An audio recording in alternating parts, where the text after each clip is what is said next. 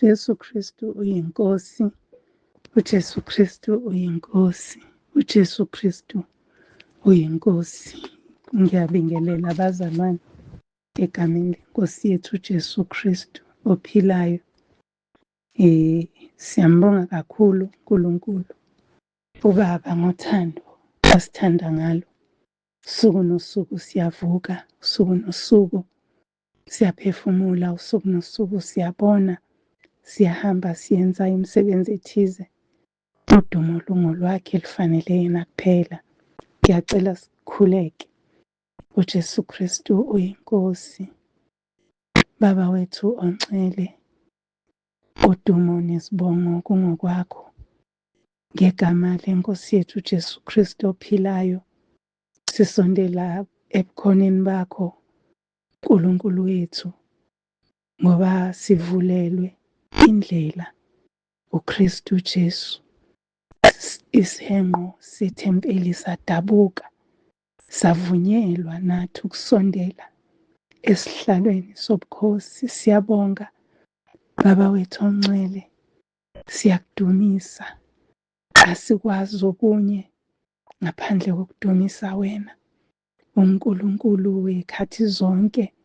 Akukho la ungekho khona, akukho nomzuzu la sisodwa khona, asikho nesikhashana la ubheke eceleni ungasiboni, njengalokhu kwasho umprofethi u-Eli esho kubaprofethi bakaBhali, wathi mhlawumbe uNkulunkulu wabo usalele, mhlawumbe khona la isaphuthume khona, thina wethu uhleze khona ngezikhathi zonke. Siyakudumisa Baba wethu onxele, ufanele ukuthi silethe kubudumo, ngoba wena udumo vele lungolwakho.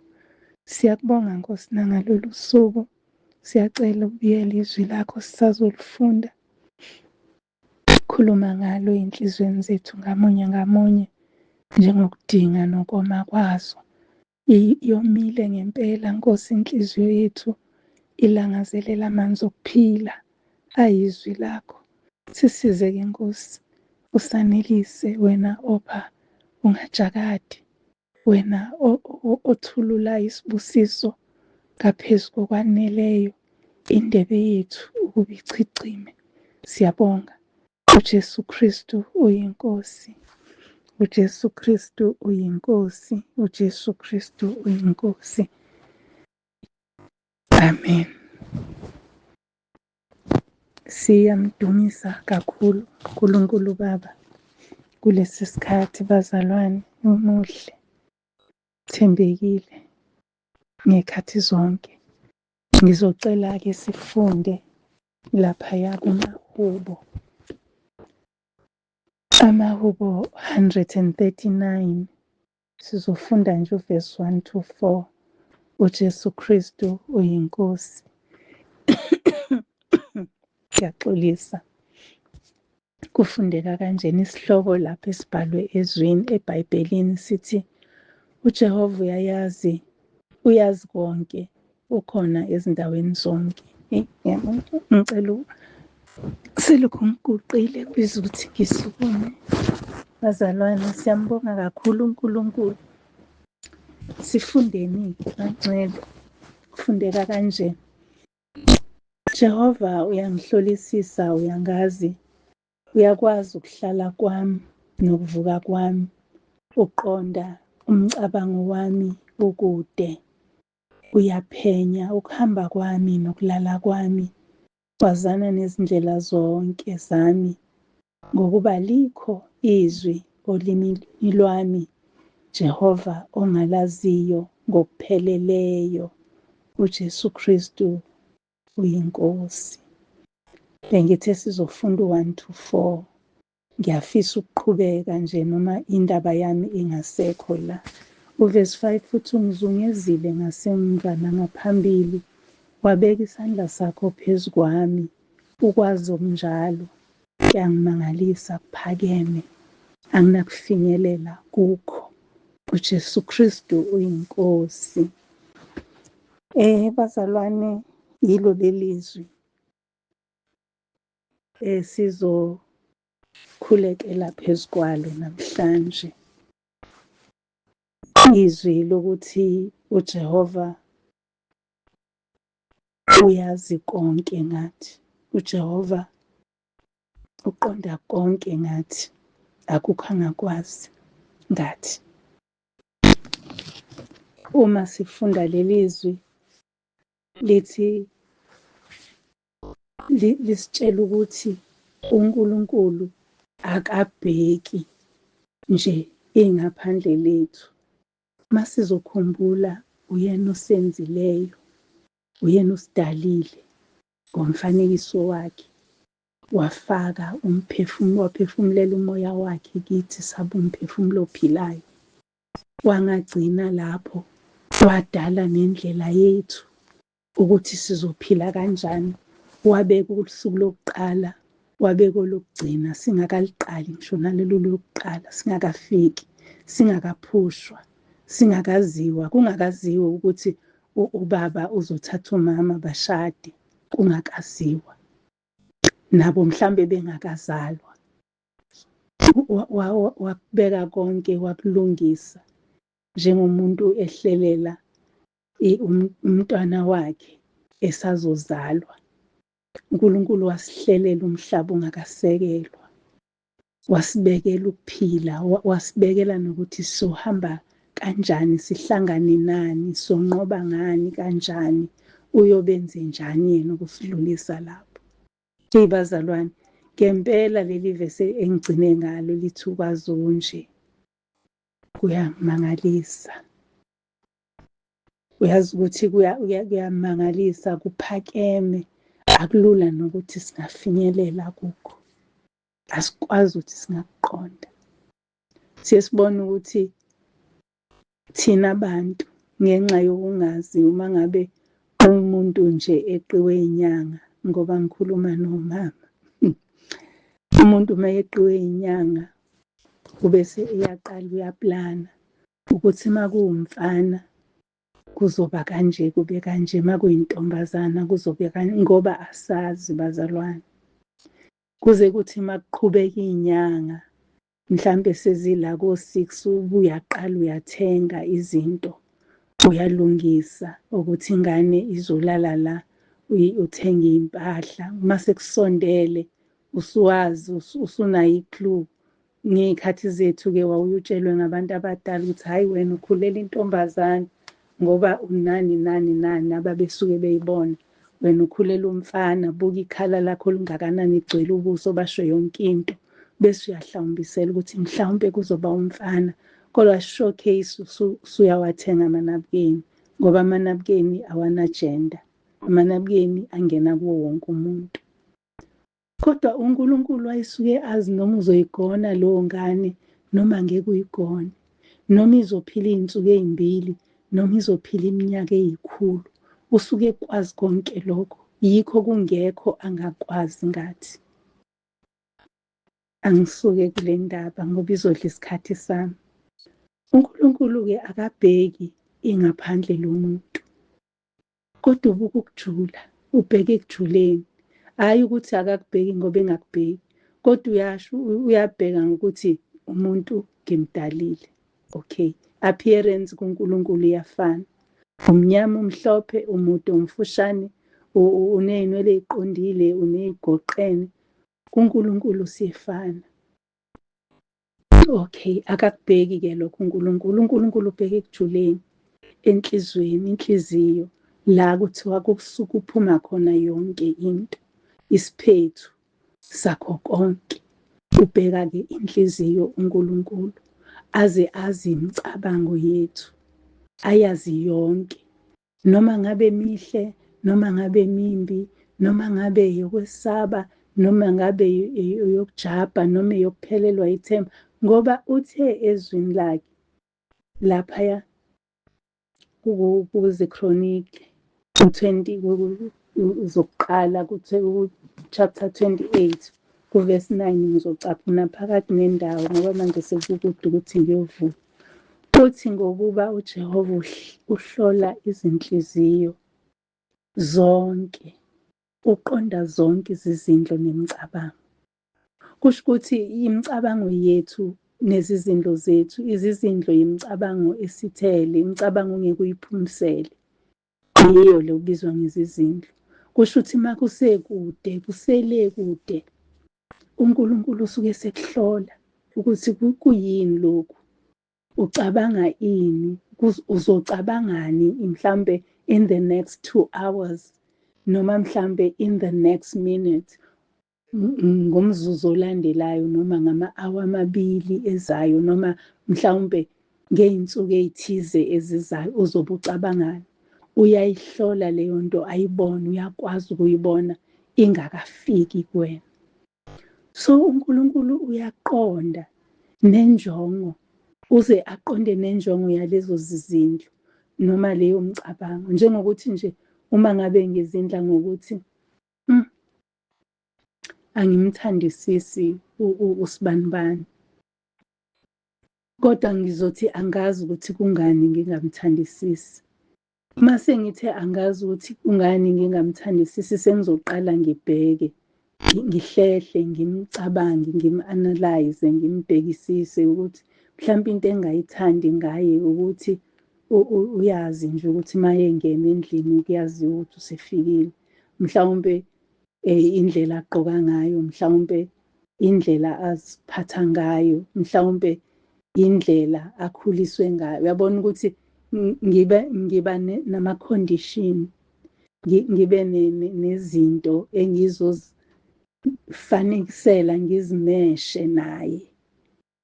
uNkulunkulu uyakwazi konke lokho, ukuthi injongo yami ukuthi ngimpende abe mnyama noma ngimpende abe yinto engathandeki. Wazi lezo injongo ey'njalo zisesezizindlweni zami. uNkulunkulu uyazi ukuthi ngifisa ini, wazi iy'fiso zethu. Iy'fiso yimicabango esiy'cabangela yona emihle ngathi. Wazi izinto uma ngabe sesaba, uyakuqonda nalokho, uyaqonda nokuthi mhlawumbe yini esingayithandisisi, esiyisabayo, esibuka ukuthi uma senza kanje umphumela uzoba nje, bese sisaba leyo mphumela. uNkulunkulu uyakwazi konke lokho. Uyakwazi futhi nokuthi yini esenza sibe comfortable, siduduzeke, sizizwele sinethezekile. uNkulunkulu uyakwazi lokho, ukuthi size sicabange kanjani ukuze sibe kwi-comfort zone. Njengokuthi nje ngicabanga ukuthi kufanele ngibe nakho konke okuzongenza ngimukeleke egruphini ethize noma eqoqweni elithize labantu, ukuze ngizwele ngi-comfortable phakathi kwabo. Njengokuthi nje mhlawumbe ukuze ngiyamukeleke emndenini, yini okufanele ngiyenze. uNkulunkulu uyakwazi konke lokho, akukho okusithekile kuye.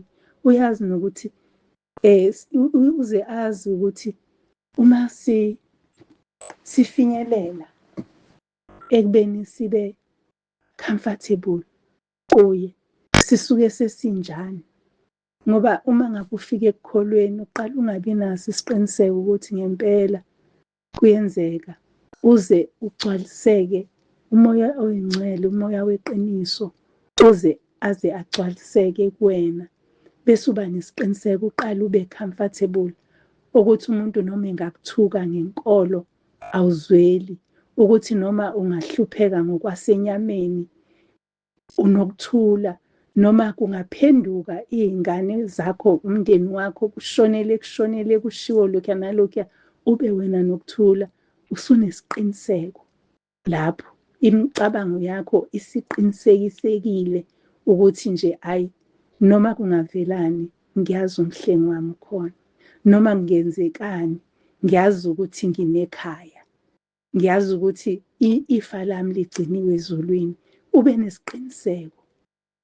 Uma ngabe-ke sekunjalo, uNkulunkulu-ke uyasithembisa ukuphila okuphakade. Uma sizofunda nje laphaya encwadini yezeKronike, uNkulunkulu uqinisekisa, izwi liqinisekisa, uDavide uqinisekisa indodana yakhe uSolomoni, ukuthi uma ngabe uzohlala, awuthi ngilibheke kwezeKronike, Lona leli silifundile singalicaphuna ekugcineni ukuthi uhlola zonke iy'nhliziyo, uhlola nemicabango yonke. Uma uqhubeka nalo, iziKronikhi ezokuqala, i-chapter 28. Ngicela ningibekezelele ngivule chapter 28 verse 9. Mase silifunda lonke leli verse lithi, wena Solomon ndodana yami, yazi uNkulunkulu kayihlo, umkhonze ngenhliziyo epheleleyo nangenhliziyo ethokozayo, ngokuba uJehova uhlola izinhliziyo zonke, uqonda zonke izizindlo zemicabango. Uma umfuna uyakufunyanwa nguye, kepha uma umshiya uyakukulahla kuze kube phakade. Yileso siqiniseko uDavide ayesinikeza indodana yakhe ukuthi ayimazi lo Nkulunkulu ohambe noyise. Ingathi abantwana bethu bangayizwa le. Ingathi abantwana bethu ungake ubafundele leli vesi. Ulifunde nje mase kuyokhulekwa. Uthi ake sifundeni leli vesi, sike sizame ukuliqonda.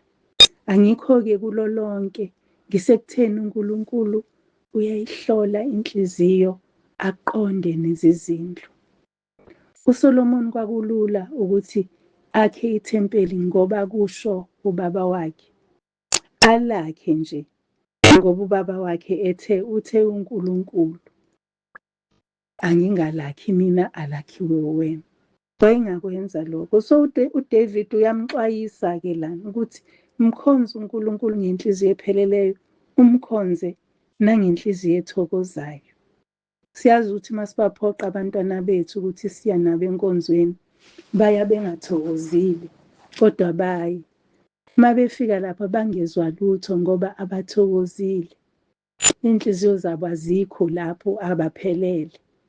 Lithi-ke leli zwi-ke uma sewenze njalo, ngoba yena usuke seyibonile inhliziyo yakho, uyokulahla kuze kube phakade. Oh my. Bazalwane, angikho-ke lapho, ngisekutheni uyayazi imicabango yethu uNkulunkulu, futhi wazi ngisho noma umuntu esenkingeni, uyayazi imicabango ekufikelayo uma usenkingeni, ukuthi kodwa ngempela uNkulunkulu uzongenelela nala. Ingabe iNkosi uJesu isanami yini? Sikhohlwe nangamazwi asiqinisekisayo ku-Isaiah 41 verse 10. Sikhohlwe ukuthi uthe singesabi unathi. Uma sesisesimeni siyaba nakho ukuthuthumela. uNkulunkulu uyayazi naleyo mcabango, naleyo kuphelelwa ithemba ukuthi hhayi-ke akusekho kungenziwa. Ukhohlwe ukuthi uthe kukhona okumehlulayo na. Uyazi uNkulunkulu noma abantu sebekubuka ngelinyiso lokuthi uphi uNkulunkulu wakho, nawe usuthi kodwa Nkosi ungangishiya na? Ukungabaza, usunokungabaza, usungekho sure. Yabona uNkulunkulu uyayazi naleyo mcabango. Ingakho ngithe uma ngifunda le ndaba kwafika kumina ukuthi ingakho ubaba umpostoli ehlale ethi kukhona iy'ntuli zendlela. Kukhona izinto ezikungcolisa ungazange ufune ukungcoliswa yizo, ungayanga kuzona uzimisele ngokuthi ngiyakwenza lokhu. Ungabaza kufika in a minute, akufiki, akuthathi indawo ende ukuthi kufike, kufika nje ukuthi kukuzume. Sekufanele ukuthi uyovuma, Nkosi ngike ngangabaza, ngikungabazile. Nkosi ngingabazile i-presence yakho. Nkosi angenzanga kahle. Uma ngabe sifunda laphayana kumaHubo 94, kukhona izwi elithi imicabango yethu iwumoya. Kusho ukuthi kuyafika ngokuzuma. Umoya uphephetha la uthanda khona, futhi akekho ongawubona ukuthi uqhamukephi washonaphi. Lisho njalo izwi. So ithi kumaHubo 94 uvesi 11 yakhona, uNkulunkulu uyayazi imicabango yomuntu ukuthi imoya nje. So kusho ukuthi ifika noma ikanjani noma inini, igalula, uyakwazi nalokho. Kuyafika umoya wokwesaba, kufika umoya wokungabaza, umoya wokuphelelwa ithemba, umoya wokungabi nasiqiniseko. Uyabona ukuthi umoya nje wokungakholwa ngesinye isikhathi kuyafika. Kodwa simelwe-ke ukuthi simnxuse uNkulunkulu ukuba sihlolisise, ukuze sikwazi ukuthi sivume lezi zono zethu zokungabazi, izono zokuphelelwa ithemba, izono zokwesaba. Ususabile yena ethe ungesabi, usuphambene nezwi, awusanakanga. Lithi izwi likaNkulunkulu qale kusiwo wenza umsebenzi kaNkulunkulu ngokunganakekeli.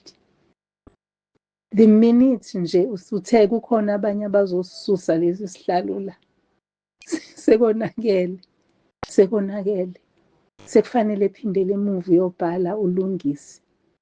Ingakho siphiwe ithuba lokuthi siqonde ukuthi uNkulunkulu uyahlolisisa imicabango yethu.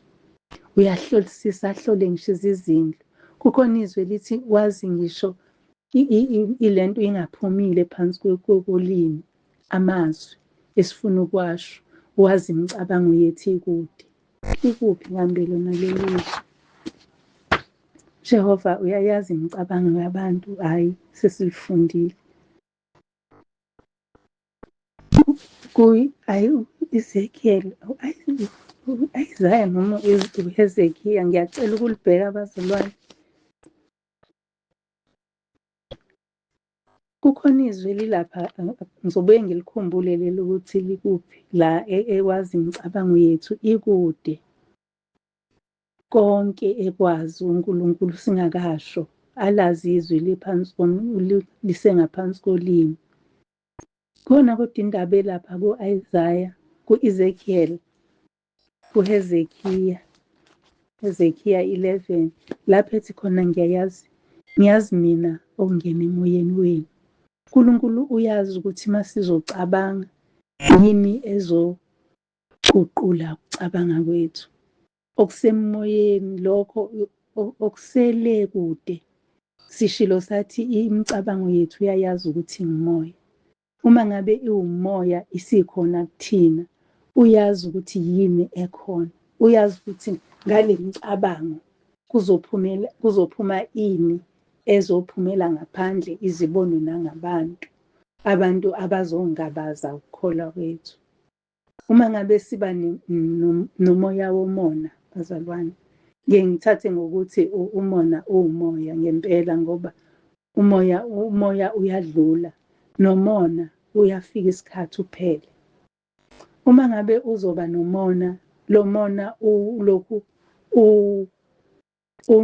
unakekela, ulokhu unakekela ukuthi angifuni ukudlulwa usibanibani. Athenga usofa, uthenga usofa. Athenga inkomishi kwa-Clicks, umbone eyishaya uhambe uyoyithenga.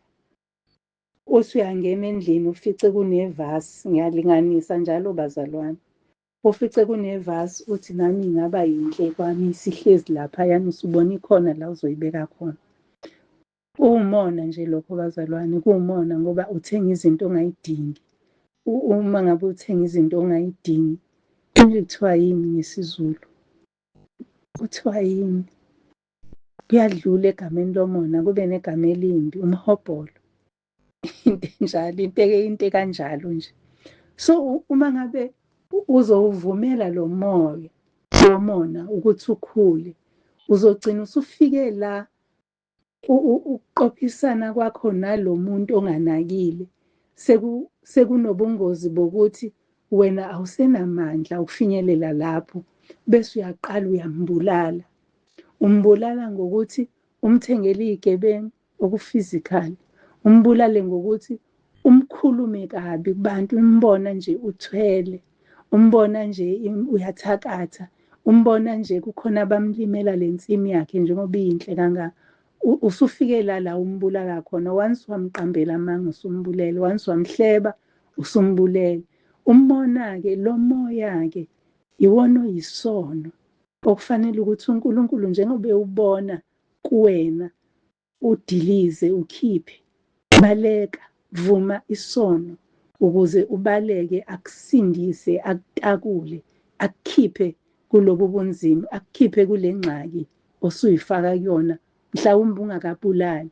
Once wabona nje, mina sekuke kwangenza kakhulu ukuthi ngithi ngithande impahla, mhlampe ngiyibona ku-catalogue, ngiyithande uxolo, ngiyithande, bese ngifisa ukuthi uma ngiyithola ngingayithenga, ngiyibona kulona odoli kwi-catalogue. Bese ngithi uma sengihamba mhlawumbe ngihlangane nomuntu oyigqokile, bese ngiyaqala ngiyam-analyze ukuthi mina ngoba nginalokhu, nginesisu esikhulu, ingahlala kanje. Ngoba mina nginezinqe ey'nkulu, ingahlala kanje. Ngoba mina nginalokhu, ingaba kanje, kanje, kanje, kanje, kanje. Yena imhlezi kahle. Sekuzongithi mina, eyi, mhlawumbe ngigcine sengithi nje ngifuna ukufaniselana naye. Ngifuna ukufaniselana naye. Kanti sekuyile nto, umoya womona. Mhlawumbe ngithi ngiyayithanga ngoba ngimbone iyinhle kuyena. Kanti kumina mhlawumbe ayizukuba yinhle. Kodwa ngiyithengile nginayo, sekuwumona, umoya womona. Ake siqapheleni bazalwane, imimoya esiyifakayo kuthina. Kwesinye isikhathi ufaka umoya wokudelela. Umdelele nje omunye umuntu uthi ube ubani, usibanibani. Uqala emuva, mhlawumbe khona okubuzayo ukuthi uyamazi yini usibanibani, sozoqala emuva. So, hayi ekhaya kubo ngiyabheda, ungamboni nje. Hayi, abazali bakhe phela baphuza utshwala. Isetshwaleni nje laphana, aphuza ngisho inkukhu. Uzuqalile, ufakile lo moya, umoya owedelelo ufake kuwena.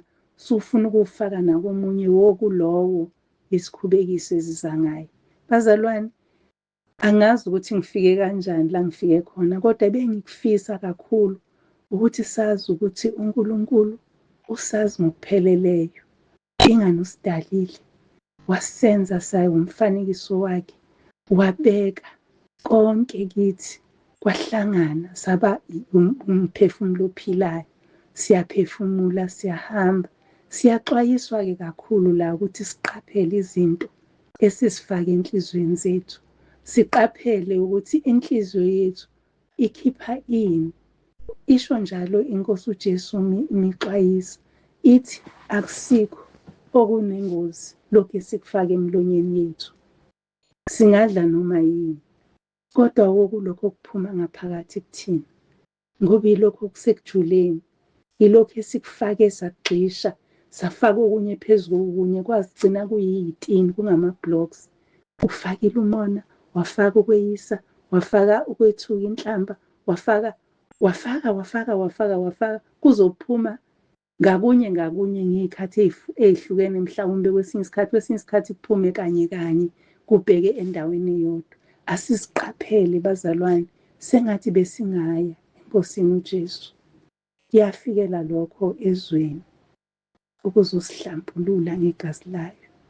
Yezela lokho emhlabeni ukuzofela lawo macala esasingawazi. Mhlawumbe bewungazi ukuthi sonile kangaka nangokucabanga, sonile kangaka nangokuzindla, sonile kangaka nangokubuka, bese sifaka umoya mhlawumbe wokwedelela, mhlawumbe wenzondo, mhlawumbe womona, mhlawumbe even owokubulala, sawufaka ngaphakathi kuthina. Mhlawumbe bekufanele sibuyele emuva, siyocela into ethelelo, sizama ukukhumbula. Uyazi ukuthi indaba yomona uyikhumbula kalula uma ubheka izinto ozizungeze ngazo. Uxolo. Ubheka endlini yakho ukuthi ngangeke ngikuthenge lokhu, ngangakuboni ubuhle babo. Ezinye izinto awusayiboni ubuhle bazo njengamanje ngenxa yokuthi wayithenga ngoba ubona omunye eyithenga.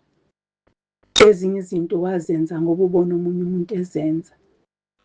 Ezinye izinto wazikhuluma ngoba omunye umuntu ezikhuluma. Zingelona iqiniso, zibulala omunye umuntu, wahlanganyela ngempela ekubulaleni ngenxa yomoya ofakile kuwena. Ngiyafisa bazalwane, sengathi besingaguquka, sengathi besingaphindela emuva, silungise impilo zethu.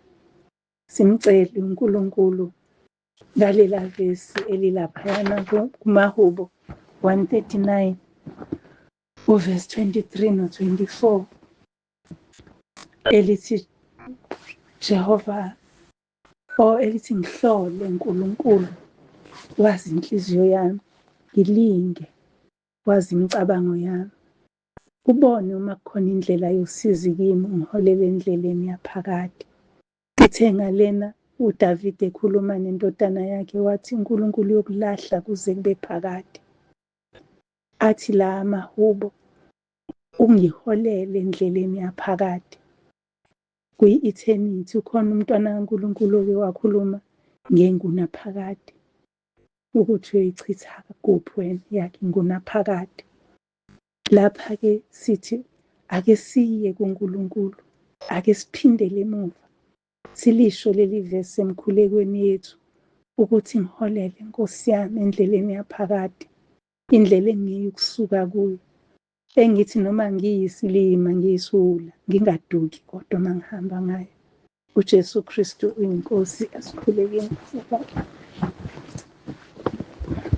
Siyabonga Baba wethu ongcwele, izwi lakho ntambama khuluma ngalo komunye nakomunye wethu, wena owazi iy'dingo zethu, wena owaziyo Nkosi nala sikhalakathele khona, wena owaziyo nala sibhajwe khona singaboni, wena owazi ukujula nokudepha komphefumulo, wena oqonda konke, nomoya ovunguzayo phezu kwethu sizungezile.